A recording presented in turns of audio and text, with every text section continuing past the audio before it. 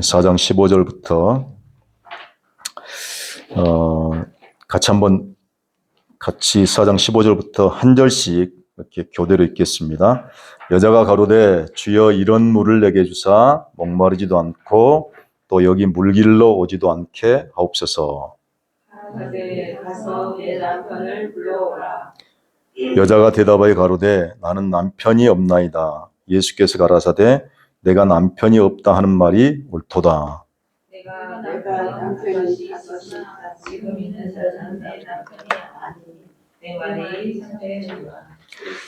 여자가 가로되 주여 내가 보니 선지자로 소이다. 우리 조상들은 이 산에서 예배하였는데 당신들의 말은 예배할 곳이 예루살렘에 있다 하노라. 예수께서 가라사대 여자여 내 말을 믿으라. 이 산에서도 말고 예루살렘에서도 말고 너희가 아버지께 예배할 때가 이르리라. 너희는 알지 못하는 것을 예배하고 우리는 아는 것을 예배하니 우리는 구원의 유대인에게서 아니라. 아버지께 참으로 예배하는 자들은 신령과 진리로 예배할 때가 오나니 곧 이때라. 아버지께서는 이렇게 자기에게 예배하는 자들을 찾으시느니라. 하나님은 영이시니 예배하는 자가 신령과 진정으로 예배할지니라. 아멘.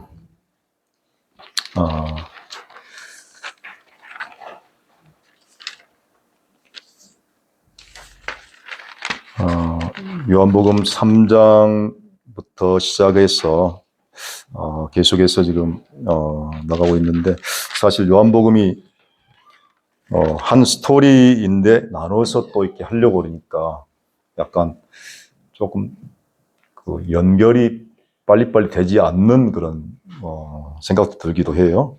그러나 이제 전체적으로 보면 요한복음 전체 내용이 1장부터 내용을 이렇게 해 나가면서 보면은 1장부터 내용들을 연결해서 또 2장에 그 표적들이 있고, 그리고 또 그 표적을 통해서 7가지 표적이 나오는데, 그 연결선상에서 보면은 지금 현재는 지금 3장의 첫 번째 표적에 대한 내용의 얘기를 계속 해가면서 그 내용에서 니고데모라는 사람이 나왔고, 그 다음에 또 사마리아 수가성 여인이라는 사람이 나왔습니다. 그래서 어떻게 보면은 이 처음에 간압 혼인잔치에 대한 얘기를 이렇게 계속 하고 있는데, 그 표적을 통해서 결국에는 이 4장에 나와 있는 수가성 여인에 대해서도 계속해서 얘기하고 있는 것을 볼 수가 있습니다. 그래서 크게는 요한복음이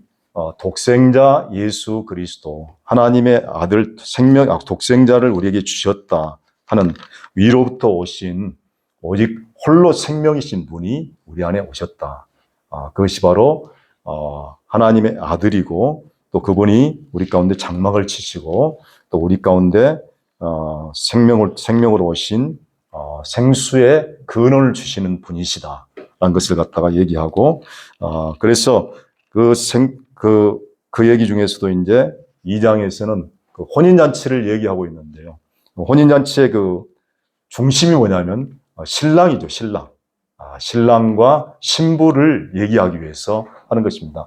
결국 뭐냐면 혼인잔치 첫 번째 표적에서 가나 혼인잔치의 비유에서 가장 큰 중심적인 얘기가 바로 천국은 결혼잔치처럼 풍성하고, 또 그것을 위해서 신랑과 신부가 결혼하는, 연합하는, 그것을 위해서 신랑이 오셨다. 신랑이 오셨다 하는 것을 갖다가 그래서 얘기해 주고 있습니다. 그래서 이 3장에서는 니고데모를 들고 했는데, 어떻게 보면 니고데모는 우리가 상당히 좀 그 남자이고 유대인이면서 또 전통적인 아주 경건한 사람이었지만은, 결국 니고데모에게 예수님께서 네가 물과 성령으로 나지 아니하면 하나님 나라에 들어갈 수 없고 다시 거듭나야 된다고 했는데, 어떻게 보면 예수님이 니고데모를 상당히 좀 찔러서 그렇게 좀 이렇게 좋게 받아주는 그런 쪽은 아니었죠. 우리말로 표현하면 상당히 좀 찔러봤어요.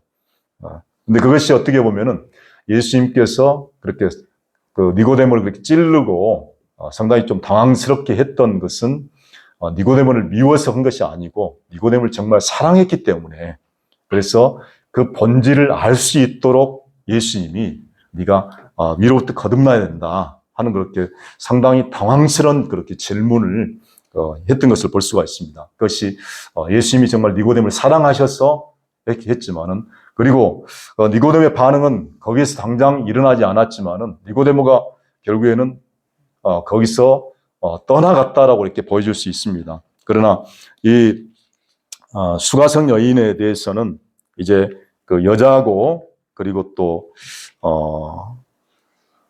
어떻게 보면은 그 남편이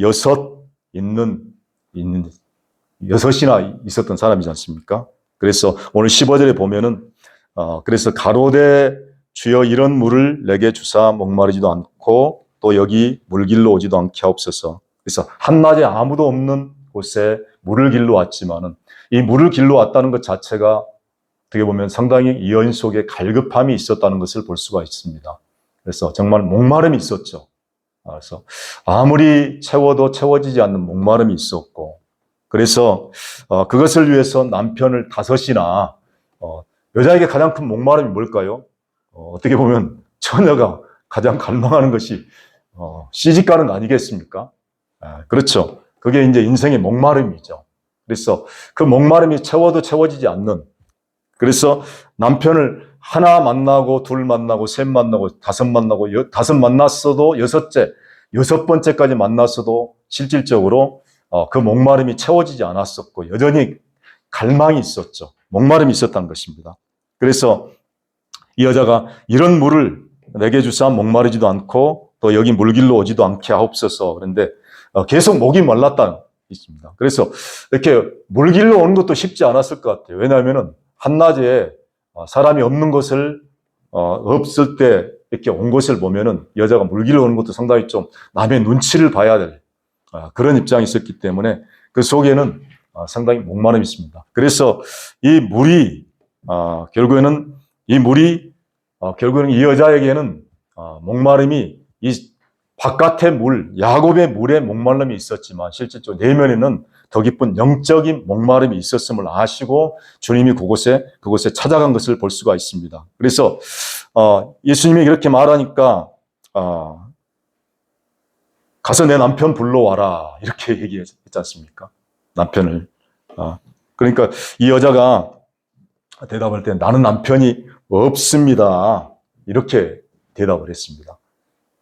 그러니까 예수님이 거기에 대해서 반응한 것이 무엇이냐면, 야, 네가 남편이 없다는 말이 맞다. 그리고 지금 남편 5이 있었지만 남편 5하고 살았는데 지금 살고 있는 남편 6번째 남편도 네 남편이 아니다. 그렇게 얘기를 했죠.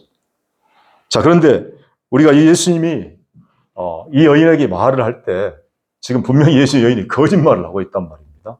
네, 그렇죠. 이 여인에게 5 남편이 있었고 6 남편이 있었는데 이 여인이 말할 때는 분명히 거짓말을 하고 있어요. 이 거짓말을 하고 있는데, 자, 여기서 우리가 이렇게 얘기할 때 이 여인에게 너 왜 거짓말하냐라고 말하지 않고 예수님이 이 여인에게 오히려 야, 옳다 이렇게 말을 한 것을 볼 수가 있습니다. 예수님이 누구를 만나든지 간에 어떤 모습을 보든지 간에 우리와 다른 모습이 예수님이 그 존재 자체를 그대로 받아들인다는 것을 볼 수가 있습니다. 만약 우리가 이렇게 했다면은 우리가 야, 저 사람 거짓말하네. 분명히 거짓말한 것을 알잖아요. 그리고 판단하고 정죄하고 그럴 텐데 예수님은 거기에 판단하지 않고 정죄하지 않고 거짓말한다고 그렇게 사실을 그대로 말하지 않고 그것을 통해서 오히려 이 여인을 살릴 수 있는 방법으로 이끌어낸 것을 볼 수가 있습니다. 예수님이 우리 모든 사람들을 볼 때도 그렇지만은 어떤 사람이든지 예수님이 이렇게 볼 수 있는 것은 예수님이 모든 사람을 죄를 담당하시고 모든 사람을 위해서 대신 포함해서 죽으셨기 때문에, 그래서 어떤 사람도 모든 사람들도 다 인류의 모든 사람이 어떤 모습이 있든지 간에 약하고 원수되고 죄인 되었을지라도 모든 사람을 받을 수 있다는 것입니다. 그래서 판단이 나오지 않는 거죠.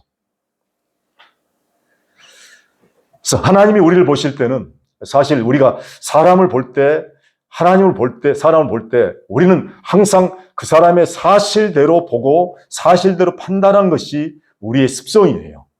그런데 하나님은 항상 그리스도 안에서 예수 그리스도를 통해서 우리를 보시기 때문에 어떤 사람이든지 그 사람의 잘못이나 실수나 허물이 보이는 것이 아니라 그 사람이 예수님이 받으신 그 모습으로 예수님의 그 완전함으로 그 모든 사람들을 보고 받아들일 수 있는 것 같아요.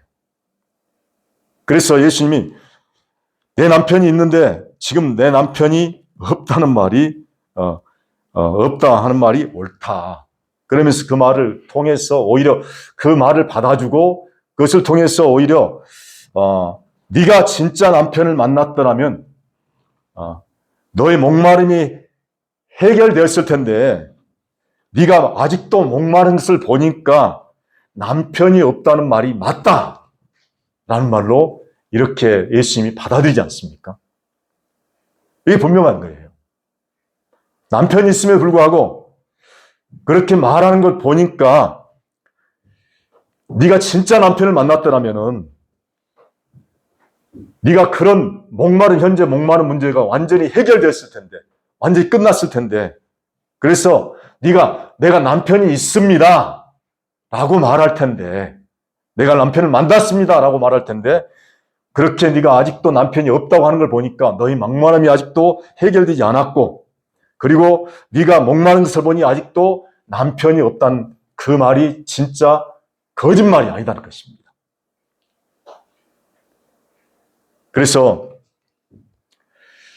5 남편이 있었지만은 지금 남편도 사실 6번째 남편이고 였지만은 이것을 그 여인에게 만족이 되지 않는 남편이죠. 왜냐하면 이 6 남편이라는 것을 우리가 잘 알고 있지만은 어떻게 율법을 얘기하는 것이고요. 그리고 또 이 율법은 인간의 노력이죠.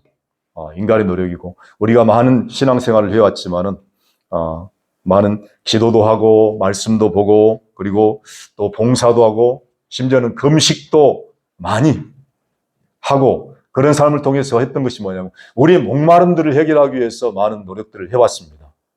그래서 저도 예전에 늘 이렇게 살아왔던 삶을 보니까 아침에 일어나서 갈증들이 생겨요. 은혜 받고 나면은 또 은혜가 며칠 가지 않고 그 은혜를 유지하기 위해서 말씀도 보고 기도도 하고 또 때로는 금식도 이렇게 해보기도 하는데 금식을 또 오래 많이는 해보지는 않았습니다. 제가 많이 해본 금식은 7일 정도 했는데 7일 정도 하면서 7일은 한 2번 정도 해본 것 같아요. 근데 저는 사실 7일 하면서도 남들처럼 그렇게 힘들게 해보진 않은 것 같아요. 산에 올라가서 운동도 하고 7일 하면서 또 턱걸이도 하고 그러니까 힘이 있으니까 아직까지는 충분히 해지더라고요.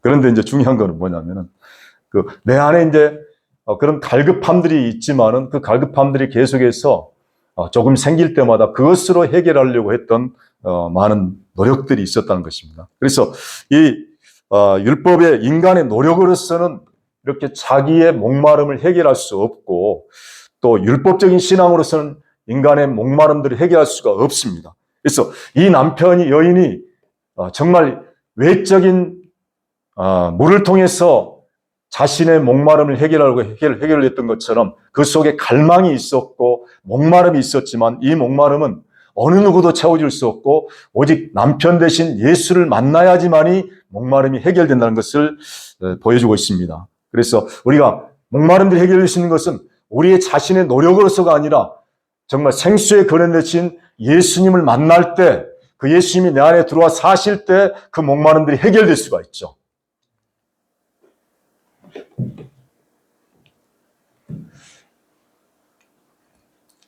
그래서 이 가나 혼인잔치도 그렇지만은 결혼이잖아요. 결혼인데 그 결혼식을 통해서 참 신랑과 신부로 오신 예수를 얘기하고 있습니다. 그래서 세례요한도 얘기할 때, 세례요한에게 얘기할 때 그런 얘기를 하지 않습니까? 요한복음 보면은 세례요한에게 얘기할 때 예수님을 신랑으로 소개를 해요. 네가 그리스도냐? 나는 그리스도가 아니고 나는 그리스도를 친구되는 친구에게 신랑에게 인도하는 친구로서 신부를 인도하는 친구다. 그러면서 예수님을 바로 신랑으로 요한도 소개를 하고 있는 것을 볼 수가 있습니다. 그래서 참 남편으로 오신 예수를 만나야 인생의 문제가 해결되는 거죠. 그래서 하나님이 모든 사람들 다 만났지만 성경에서 보니까 예전에는 아내와 남편, 여자들이 많이 나와 있어요. 그런데 예전에는 그렇게 보지 못했었는데 어느 순간부터 이 하나님이 남편이기도 하고 하나님이 아버지이기도 하고 하나님이 또 우리의 예수님이 우리의 신랑이기도 하고 그러면서 여러 모습으로 보여주는데 그래서 모든 성도가 구약의 모든 성도들 색깔을 볼 때 여자라고 했는데 그 여자가 바로 모든 성도가 다 여자라는 것을 이렇게 얘기해주고 있다는 것입니다. 그래서 오직 우주에서는 남자가 한 분이죠. 네, 한 분이고 한 남편만 있어요. 모두가 다 여자예요. 그리고 보니까 성경에 써 있는 성도들, 여자들을 얘기하고 있을 때 상당히 많은 부분이 신부의 부분으로 이렇게 얘기를 하고 있다는 것을 볼 수가 있습니다. 그래서 성경의 많은 부분에 성도를 신부로서 얘기하기 때문에 남자도 여자도 모두가 다 여자로서 이렇게 표현한 것을 볼 수가 있습니다. 그래서 여자들은 정숙하고 또 그 다음에 그런 성경의 표현들이 있는데 그것이 바로 예수님을 신랑으로서 오실 예수님을 우리에게 보여주고 있기 때문에 그 신랑으로 오신 예수님을 만나야지만이 우리의 모든 인생의 문제들이 해결된다는 것을 볼 수가 있습니다. 그래서 신랑이요 남편 되신 예수님을 만나야 인생의 모든 문제가 끝난다는 것입니다. 어제 온땅빛교회에서 이제 가서 나누다가 그 새로운 양나의 자매님이 이제 간증을 마지막으로 좀 들었었는데 그 자매님이 오랫동안 이렇게 여기까지 오게 된 그 어떤 과정을 간증을 했었는데 들으면서 상당히 이제 오늘 말씀과 상당히 좀 이렇게 약간 매치가 되는 부분이 생겼었습니다. 이게 뭐냐면은 상당히 이제 절에서 뭐 상당히 이제 그 영적으로 갈급함이 있으니까 그래서 처음에 이제 절에 다니고 절에 가서 그 많은 물질들도 바치고 심지어는 뭐 또 무당들에 가서 작두도 찰 정도로 엄청난 돈들을 들이고 뭐 무당들에게 가고 또 절에도 가고 그러면서 심지어는 이제 작두까지 샀다고 그랬으니까 뭐 얼마나 많이 해봤겠어요. 그러면서 많은 것들을 갖다 바치고 또 그 과정에서 인생에 또 어디 뭐 인생 전체가 이제 망하고 그리고 또 넘어지고 또 뿐만 아니라 그 모든 재산들까지도 다 이렇게 뭐 망해서 뭐 있는 직장까지도 다 완전히 다 이렇게 거의 파산 정도까지 돼버릴 정도로 그렇게 됐는데 그러면서도 계속해서 이제 더 열심으로 그렇게 그 갈급함을 채우기 위해서 또 봉사하고 또 물질을 드리고 또 심지어는 할 수 있는 모든 종교적 행위들을 다 하면서 살았었는데 결국에는 끝이 망하는 것으로 그렇게 가게 됐다는 것을 얘기를 하더라고요. 그러면서 그렇게 절망 가운데 가게 되고 또 내가 할 수 없다는 것을 알게 되기까지 그 모든 인생의 마지막 막장까지 가는 그래서 그렇게 해도 또 인생의 문제가 해결되지 않고 또 그러면서 그 중심에는 물론 이제 기울어지고 계속해서 안 되는 쪽으로 가니까 이것을 갖다가 조금 더 세우기 위해서 그런 모든 것들을 갖다가 투자하고 그런 부분을 했을 텐데 그런 부분이 이제 보니까 결국에는 거기서 해결이 되지 않는 것이었죠. 오히려 될 줄 알고 그리고 또 일어설 줄 알고 회복될 줄 알고 거기에 의존하고 모든 것을 다 했었는데 결국에는 거기서 결국 망하게 되고 절망을 얻게 되고 그러면서 이제 이곳에 이제 교회를 나가게 됐었는데 교회 와서도 실질적으로 이제 뭔가 이제 조그만 교회에 나가서 그런 문제 예배를 드리면서 또 하나님을 찾고 의지했는데 거기서도 이제 좀 잘못된 쉽게 말하면 좀 은사에 치우쳤던 사람들 만나서 또 은사를 통해서 그들에게 많은 것을 또 정보도 제공하고 또 그 종교생활을 할 수 있도록 했는데 결국에는 그들이 정말 하나님께 올바로 나갈 수 있는 그런 것들을 제대로 알지 못하게 제대로 가르쳐주지 않는 사람들을 만나서 상당히 많은 고생을 했었는데 그러다가 이 말씀을 듣고 나서 그리고 나서 이 말씀을 듣고 이 말씀을 통해서 예수 그리스도가 우리 안에 사시는구나. 그래서 우리 문제를 해결하려고 했던 그 문제가 아니라 정말 내가 죽고 내가 할 수 없고 하나님이 하시는구나. 그것을 알게 되면서 그 모든 문제 가운데서 아직은 다 해결이 되지 않았지만 그러나 아직도 문제가 남아있고 아직도 인생이 어떻게 보면 지금 망해서 많은 빚도 있고 또 많은 해결할 문제가 있지만 문제는 여전히 남아있지만은 그러나 중요한 것은 인생의 모든 문제를 해결하신 그분이 내 안에 오셔서 내 안에 사신다. 그러면서 그 문제가 해결되고 나니까 다른 문제가 아무 문제가 되지 않더라고 고백한 것을 보게 되면서 그 속에서 무엇이냐면 이 사마리아 여인처럼 갈급함이 있어서 정말 신랑 대신 예수님 만난 것을 신랑 남편 대신 남편을 만났구나.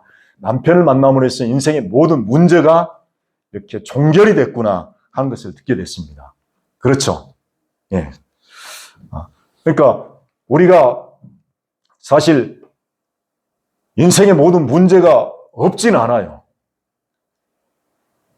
누구에게나 문제가 다 남아 있습니다. 물리적인 문제는 어떤 사람이라도 완전히 해결된 것은 아니에요. 그러나 그 문제가 해결되어서 우리가 좋은 것이 아니라 중요한 것은 모든 것의 근원자 되신 우리를 만드시고 우리를 창조하시고 우리를 보존하시고 우리에게 생명을 주신 그분을 만나면은 인생의 모든 문제가 해결되는 것인데 그분이 우리 안에 오셔서 우리 속에 사시고 우리와 연합하셔서 우리를 통해서 그분의 생명을 나타내고 그분을 보여줄 수 있고 그분이 친히 우리를 통해서 사시는 것을 우리가 경험하고 누릴 수 있다면 그것이 바로 인생의 모든 문제가 해결되는 것이란 것입니다. 이것이 바로 이게 남편 얘기죠. 이 남편, 아무리 여섯 남편이 있지만은 어떤 남편도 만족하게 해주지 못했어요. 그렇죠. 우리 인생에 살아오면서 지금 우리가 모든 것들이 있지만은 그러나 물론 많이 가지고 많이 부여하면 좋겠죠. 그러나 그것도 잠시고 일시일 뿐입니다. 아무리 많이 가지고 있어도 좋은 것은 잠시일 뿐이에요. 그러나 진정으로 우리를 만족시킬 수 있는 분은 우리의 생명 되신 그분이 우리 안에 사셔서 우리를 통해서 그분이 존재가 나타날 때 그것이 진정한 만족이 될 수 있습니다. 그래서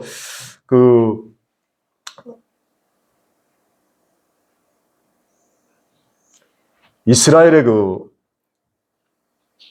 혼인잔치를 갖다가 언제 한번 다큐에서 만들어서 했던 적이 있습니다. 오세요. 아마 그 영화를 보셨는지 모르겠지만 그 영화를 보면은 그 영화 속에 어떤 게 나오냐면요. 갈릴리 가나에서 했던 혼인잔치를 그대로 다큐로 역사적으로 이렇게 다시 찾아가지고 그대로 원본 그대로를 이렇게 방영했던 것이 바로 그 제목은 제가 모르겠는데 그 영화에서 보면은 그러니까 성경에 나와 있는 그 혼인잔치, 예수님이 말하고 있는 혼인잔치를 갖다가 그대로 얘기를 해주는 것이 나오는데, 그걸 보면은 어떻게 진행이 되냐면요. 그 혼인을 하게 되면은 신랑이 먼저 신부에게 찾아와서, 신부 집에 와서 신부에게, 그, 약혼을 하게 됩니다. 약혼을 하게 되는데, 약혼하는데 신랑, 신부, 아버지와 오는 그 사람들이 있는 가운데서 약혼을 하게 되는데, 그래서 약혼 반지를 건네고, 그리고 나서 언제 약혼을 하자, 이제 결혼을 하자, 이렇게 서약을 하게 되고, 그리고 나서 이제 신랑이 신부가 준비할 수 있도록, 모든 준비할 수 있도록 물질을 주고 가더라고요. 그러면 신부가 이제 그 신랑에게 받은 것을 갖다가 가지고 예복과 그리고 결혼에 필요한 모든 것을 다 준비를 해서, 그리고 이제 신랑이 오기까지 이제 기다리는 기간이 필요합니다. 필요한데, 이 기간 동안에 신부가 이제 그 누구까지도 같이 옷을 준비하냐면, 친구의 그 오인들이라고 그러니까, 그 신부의 친구들, 그 친구의 친구들까지도 옷을 다 준비해서 그 옷을 입고 늘 기다리고 있더라고요. 실질적으로, 그러니까 갈릴리 가나에서 결혼식에서 실제로 그렇게 했다는 거예요. 그 얘기를 갖다가 예수님이 결혼 비유를 얘기를 했던 거예요. 그리고 이제 신랑은 모든 신부에게 결혼의 모든 준비할 수 있는 모든 것을, 그러니까 신부가 단장할 수 있는 모든 것을 갖다가 다 신랑이 지불하고 하는 거예요. 그러니까 우리가 성경에서도 보면은 하나님이 우리를 다 준비하죠. 하나님이 우리를 다 준비시켜줘요. 그러니까 신랑이 신부를 위해서 다 준비시켜준다는 것입니다. 그래서 우리가 거룩하게 되고 의롭게 되고 그 다음에 성결하게 되는 모든 것들도 어떻게 보면 주님이 우리를 그렇게 하시는 것이지, 우리가 우리 노력으로, 우리 힘으로, 우리 지혜로 그렇게 하는 것이 아니란 거예요. 그래서 그렇게 다 준비를 시키고 있는 동안에 신랑이 준 모든 것을 통해 신부가 다 준비하고 옷도 사고, 그 다음에 결혼한 필요한 모든 여자가 필요한 모든 것들을 다 단장하기 위해서 모든 것을 다 준비하고, 그리고 옷을 입고 늘 기다리는데, 신랑은 이제 그동안에 가서 약혼을 하고 가서 아버지 집에 가요. 아버지 집에 가면은 그 아버지 집에서 어떤 일을 하냐면은 집을 짓고 신부가 와서 살 수 있는 집을 이제 준비를 다 합니다. 그 기간 동안에. 신부가 이제 자기가 자기 몸을 단장하는 그 기간에 신랑은 이제 집을 준비를 해요. 아버지 집에서. 준비를 하고, 준비를 하는 동안에도 정확하게 어느 때, 어느 시에 신랑이 신부에게 가야 되는지는 신랑도 몰라요. 누구만 알고 있냐면 아버지만 안다고 그랬어요. 그래서 신랑은 준비만 합니다. 그런데 신랑이 준비하는 기간 동안에 어느 정도는 알고는 있어. 이때쯤 되겠다라는 건 알고는 있지만, 그러나 그 결정을 하는 것은 바로 아버지란 것입니다. 그리고 나서 신랑이 준비하고, 심지어는 신랑이 잠을 자는 어느 밤중에 갑자기 아버지가 아무에게도 알리지 않고, 자, 이제 때가 됐다, 가자. 그렇게 하면은 그때 신랑 집에서부터 출발해서 신부에게 그렇게 가는 것을 볼 수가 있습니다. 이것이 실제적으로 갈릴리 가나의 혼인잔치에서 실질적으로 일어났던 일들이에요. 그것을 갖다 예수님이 혼인잔치 비유를 통해서 얘기할 때 그 얘기를 했고, 또 그래서 그 얘기를 할 때 사람들이 예수님이 얘기할 때 혼인잔치가 어떤 것인지를 사람들이 빨리 알아들었다는 것입니다. 그러니까 여기서 제가 말씀드리고자 한 것은 뭐냐면, 신부의 모든 것을 갖다가 누가 준비하냐면 신랑이 준비한다는 것이에요. 네.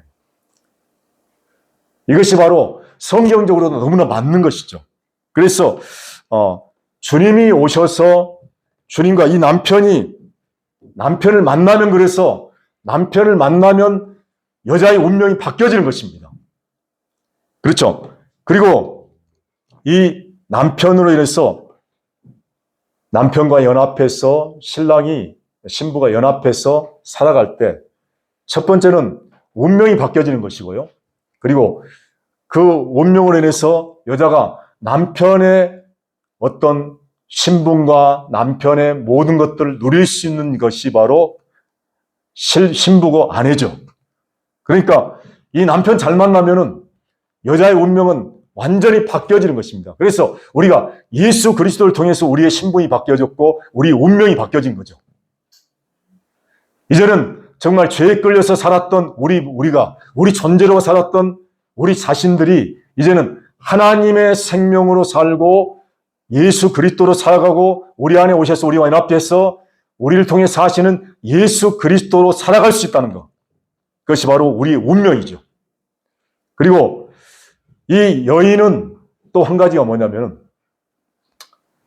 남편의 생명을 잉태해서 남편의 생명을 낳는 것이 바로 아내입니다.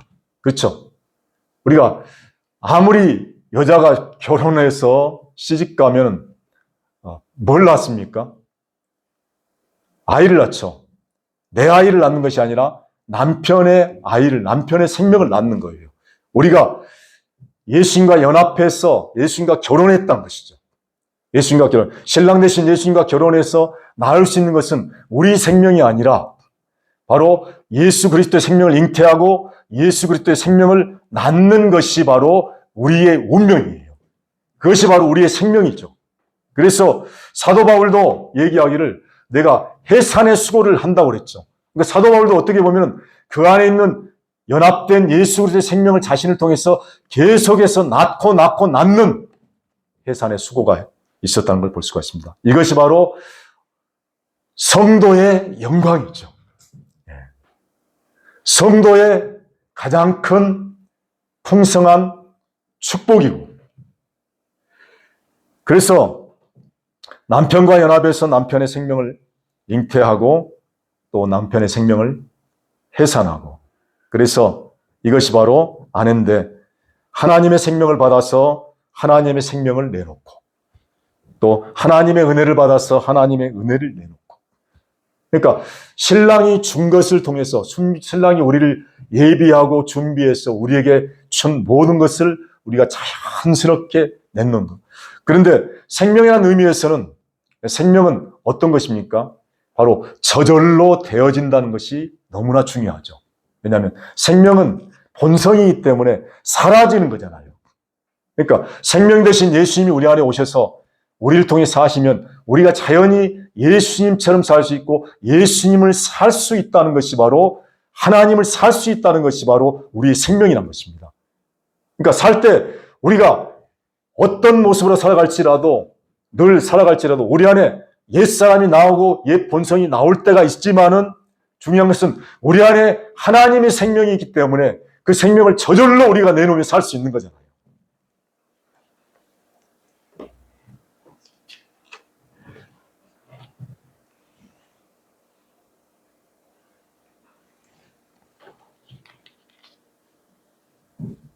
그래서 남편, 신랑, 자, 우리가 남자들한테 남편 만났다고 그러니까 좀 이상하긴 하지만요. 다 우리가 예수님의 신부죠. 네, 신부죠. 그래서 예루살렘에도, 요한계시록에도 보면은 하늘로부터 새로운 신부가 단장해서 그렇게 아름다운 신부가 하늘로부터 이렇게 단장하고 내려오지 않습니까? 예. 네, 설명했어. 네, 그것은 어떻게 보면 우리 자신들이 새롭게 지으심을 받고 새 하나님과 연합되어서 하나님의 신부가 된 모든 성도가 바로 하나님의 신부요 교회예요. 그래서 교회가 전체적으로 신부예요. 네, 그래서 흠없고 점없는, 그래서 깨끗한 흠없는 신부가 바로 우리 자신들이 아니겠습니까? 그러니까 어느 누구도 이 신부에 대해서 정죄할 수 없고 판단할 수 없고, 그래서 비판할 수 없고, 사단도 참소할 수 없는 것이 바로 이 신부의 모습들이죠. 왜냐하면 사실 보면은 흠이 있으면 손가락질 할 수 있죠. 그러나 흠이 있다 할지라도 하나님의 신부를 갖다가 판단할 수 있고 손가락질할 수 있는 것은 아무도 없다는 것입니다.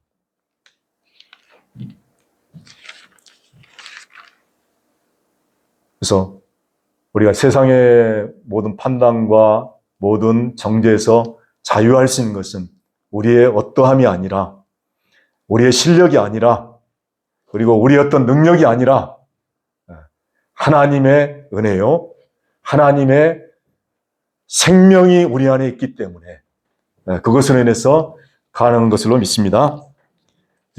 자, 그리고 두 번째로 이제 그 남편을 이렇게 만나고 우리가 생수의 근원이 우리 안에서 날마다 넘쳐나서 살아가는 그런 존재가 되었다는 것이 너무나 놀랍죠. 왜냐하면 예수님이 실질적으로 요한 여기서도 얘기할 때, 이 성령이 계속해서 얘기할 때 예수님 자체를 만나는 것 자체도 우리가 중요하지만은 그 자체가 만나서 예수님 만나서 우리 인생의 문제가 해결되지만, 예수님이 오셔서 말씀하실 때 내가 생수 주는 예수, 성령으로 세례 주는 예수라고 말하고 있죠. 그러니까 그분이 우리 안에 오셔서 우리와 연합돼서 그분을 통해서 우리에게 성령을 주신, 우리 속에서 성령을, 우리 안에 계신 성령이, 하나님의 생명이 우리를 통해서 날마다 생수처럼 솟아나는 삶이 우리의 삶이고 우리의 존재라는 것을 지금 얘기해 주고 있습니다. 그렇죠. 그러니까 우리 존재를 통해서 생수가 흘러나오는 존재예요. 그렇죠. 구정물 나오는 존재가 아니죠. 생수. 이 생수는 나를 만족케 할 뿐만 아니라 흘러넘치면은 내 존재를 적셔서 내 존재와 모든 환경과 주변을 완전히 적실 수 있는, 때로는 이것이 강물처럼 흘러서 모든 것을, 만물을 살려낼 수 있는 생수가 바로 우리 안에 있다는 것입니다. 이것이 바로 우리 존재가 아니라 우리 속에 계신 성령이요, 우리 속에 계신 예수 그리스도로 말미암아서 이것이 되는 것이죠. 그리고 이제 이 여인에게 한 가지를 얘기하는데, 갑자기 이제 남편이 아니다 얘기하면서 내 말이 맞다, 참되다 이렇게 얘기하면서 예수님이, 여자가 가로되 주여 내가 보니 선지자로소이다 이렇게 얘기를 합니다. 그러니까 그렇게 마치는 것 보니까 당신 선지자입니다. 그렇죠. 안 보고 알아버리잖아요. 척하면 아는데. 그래서 여자가 이제 갑자기 이제 다른 얘기를 합니다. 우리 조상들은 이 산에서 예배하였는데 당신들의 말은 예배할 곳이 예루살렘에 있다 하더이다. 예루살렘에 있다 하더이다. 예루살렘인데, 그래서 예수님이 또 내 말을 믿으라, 이 산에서도 말고 예루살렘에서도 말고 너희가 아버지께 예배할 때가 이르리라 이렇게 하면서 예배에 대해서 얘기를 했습니다. 그래서 실질적으로 이 사마리아 사람들은 이 거리심산에서 예배를 했습니다. 그리고 또 그 이스라엘 사람들은 예루살렘에서 예배를 했죠. 그러니까 정통 예배는 예루살렘 예배예요. 왜냐하면 이 사마리아와 예루살렘이 이제 어떻게 나눠졌던 그 원인이 지난번에도 말씀드렸지만, 원래는 이제 원래 한 족속이었지만은 이 사마리아 사람들이 만들어진 것이 어떤 원인이 생겼냐면은 이 바벨론, 그러니까 남왕국과 북이스라엘이 나눠지고 나서, 그리고 나서 이제 그 바벨론을 포로로 끌려가게 되고, 또 북이스라엘은 아시리아에 끌려가게 되면서 이렇게 분열이 됐는데, 그때 이제 그 아수르에 끌려가면서 이 사마리아 사람들은, 그러니까 그 유대 사람들은 바벨론을 끌려갈 때 그 일부 고위층의 사람들만 데리고 와서 거기서 이제 포로로 끌려갔었잖아요. 그런데 이 북이스라엘 사람들이 속해 있는 사마리아는 아수르 사람들 어떤 정책을 폈냐면은 여기 있는 사람들, 주민들을 끌고 가기도 하고, 심지어는 거기 있는 사람들을 이곳에 데리고 와서 인종을 혼합을 시켜버렸어요. 그러니까 완전히 혼종이 생겨난 거죠. 그러다 보니까 나중에 이스라엘 사람들이 생각할 때는 유대인들이 아닌 거예요. 그리고 나서 또 어떤 것도 있었냐면은 그 예배 문제에 있어서 나중에 이제 산발랏이라든가 그 나중에 그런 사람들이 왔을 때 예배 문제가 있을 때 야, 예배를 거기까지 가서 드릴 필요가 아니라 우리가 정통성을 만들기 위해서 사마리아에 예배를 만들자 해서 만들었던 것이고, 심지어는 제사장 중에 한 사람이 그 자기가 제사장이 돼야 되는데 예루살렘이 제사장이 안 되니까 거부당하니까 사마리아로 가서 내가 제사장이 되어서 여기서 예배를 드려서 이곳에 우리가 정통 예배를 만들자고 만들었던 것이 바로 사마리아 그리심산 예배예요. 네.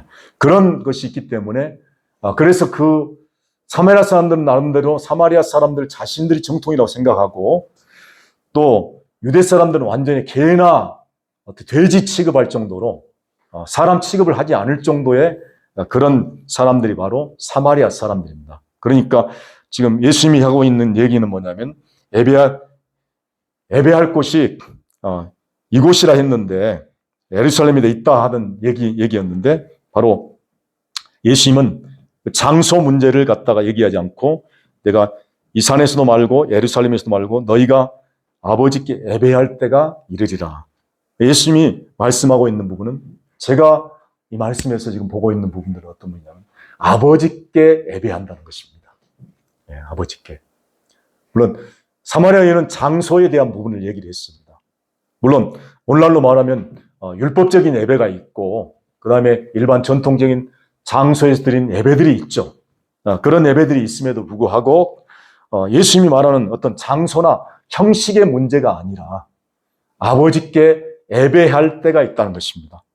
그래서 22절에 보니까 너희는 알지 못하는 것을 예배하고 우리는 아는 것을 예배하노니 이는 구원이 유대인에게서 남이니라. 그리고 아버지께 참으로 예배하는 자들은 신령과 진리로 예배할 때가 오나니 곧 이때라. 아버지께서는 이렇게 자기에게 예배하는 자들을 찾으시느니라. 그렇게 예수님이 말하고 있는 예배의 부분은 어떤 부분이냐면 이 요한복음에서 얘기하고 있는 부분들은 신령과 아버지께 예배하는 것이고, 그리고 또 신령과 진리로 예배한다는 것입니다.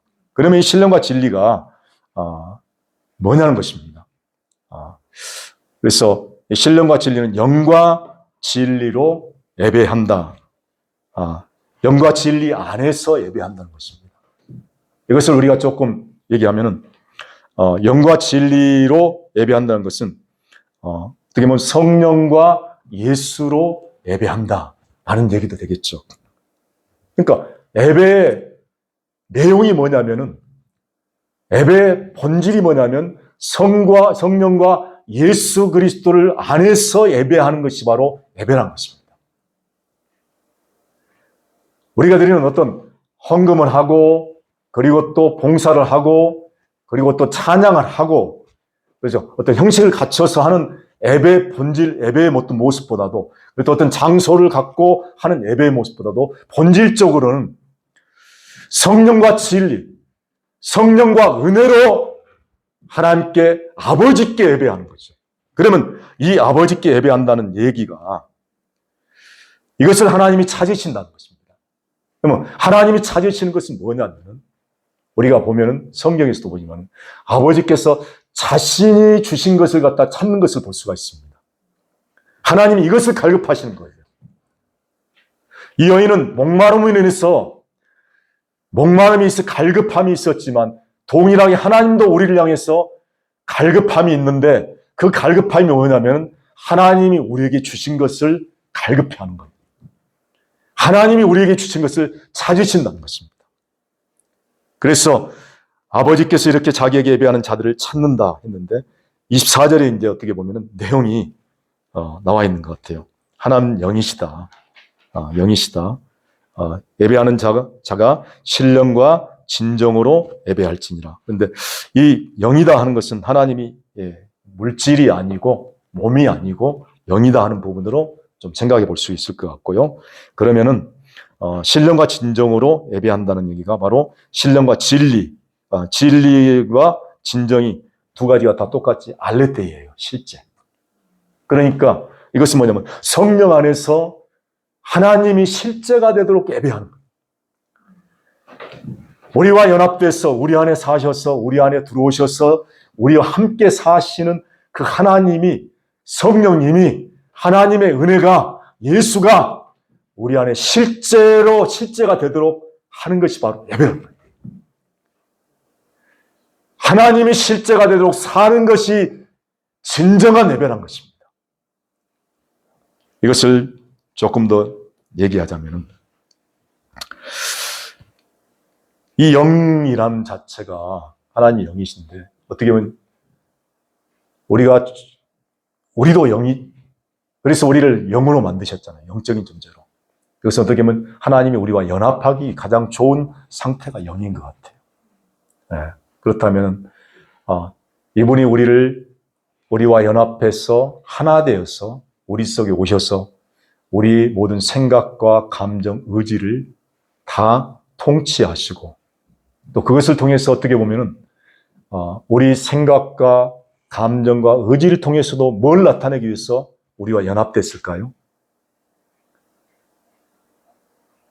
그분 자신을 우리 생각과 감정과 의지를, 생각, 감정, 의지뿐만 아니라 우리 몸을 통해서 나타나기 위해서 우리가 연합된 거죠. 예. 그러므로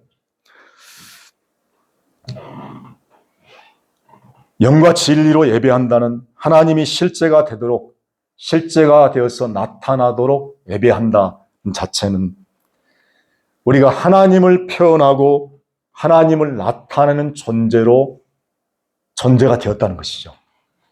그래서 어떻게 보면 예배는 어떤 형식이나 거룩한 어떤 경건의 모습을 통해서 나아가는 그런 모습이 이 본질을 통해서 표현되어야지만 진정한 예배가 될 수 있는 것이지, 이 본질적인 것이 빠져버린 그런 모든 경건의 모습이라든가 하나님께 헌신하고 드리는 모든 것들이 어떻게 보면 예배의 본질이 아니란 것입니다.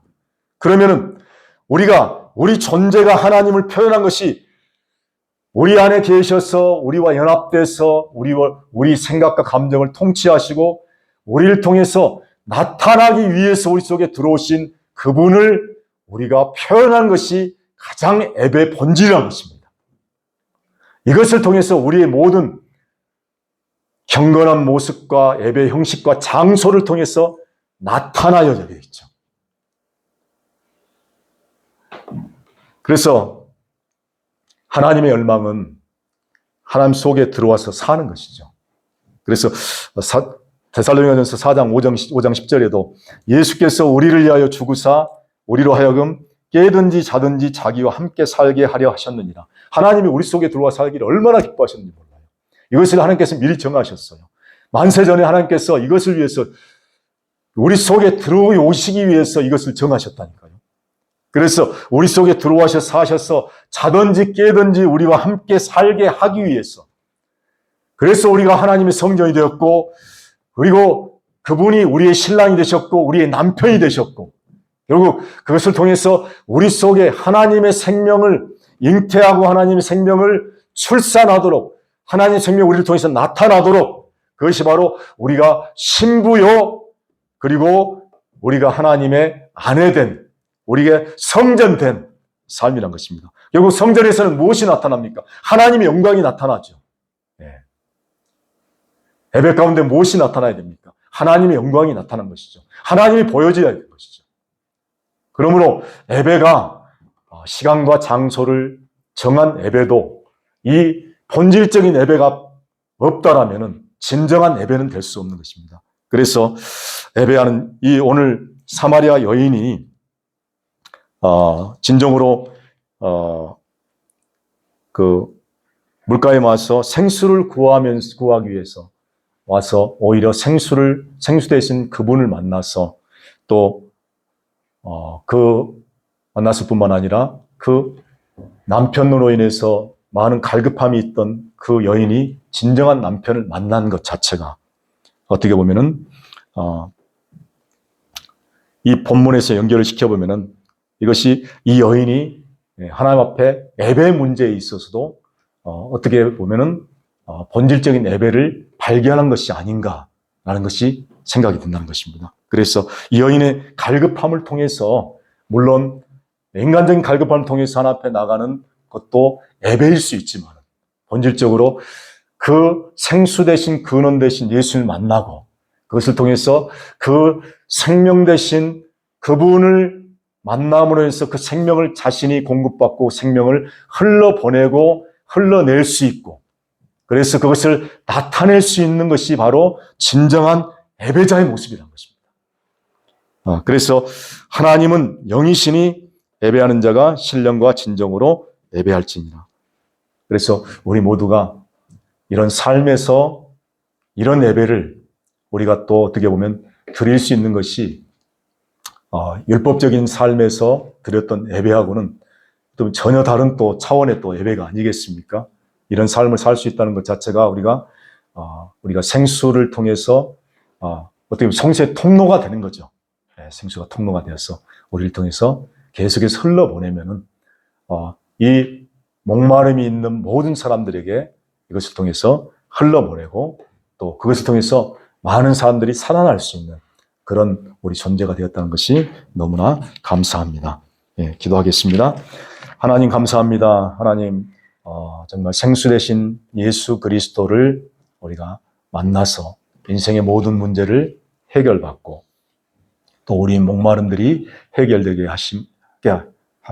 해결됐음을 알게 하셔서 감사합니다. 하나님, 이 생수가 우리 속에 날마다 흘러 넘치게 하시고, 그래서 메마르고 그리고 갈라진 모든 영혼의 심령 속에 또 흘러 넘치는 그런 놀라운 은혜가 있게 하여 주옵소서 하는, 그로 인해서 많은 사람들이 살아나고 내 자신도 살아날 뿐만 아니라 많은 사람들이 살아나서 그곳에 풍성하게 부어지는 하나님의 생수로 인해서 풍성한 은혜가 넘치도록 하여 주옵소서.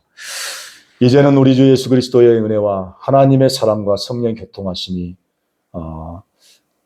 오늘 함께 예배드리는 모든 심령 위에 지금부터 영원토록 함께 있을지어다. 아멘. 예.